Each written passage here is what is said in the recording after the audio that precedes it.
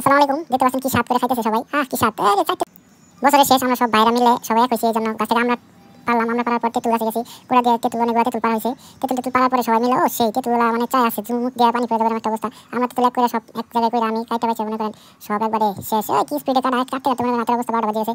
তারপর তাইছে বাপরে বাপ কি মরিচ $1.5 ডলতে মরিচ মনে করেন চাল চামড়া তুলে তারপর কাসন্তি এই যে কাসন্তি দেওয়া ইচ্ছা মতন কাসন্তি দিয়ে দিলাম মনে করেন ইচ্ছা মতন ডলতে বাড়ি দিয়ে দিলাম যাকে মশলাগুলো ভালো মতো মিশাইলাম মিশিয়ে সাইরা জেন সবার সামনে নিয়েছি। হাই রে পোলাফান খাওয়ার দুমলাই গেল। হাই রে খা তাড়াতাড়ি শেষ। একদম পাতা নিয়ে বসে খাওয়া লাগে। আরে স্বামী পিছি সব কি আইছে খাওয়া লাগে। আমি তো জাল দিছি ইচ্ছা মতন খাইয়া করে দেখবেন খালি 12টা বাজবে একটা। যে মরিচ দিয়েছি কাঁচা মরিচ শুকনো মরিচ আরে আমরা তেঁতুল সেই সাত সবটি খাওয়া অবস্থা খারাপ হয়ে গেছে খাইতে খাইতে।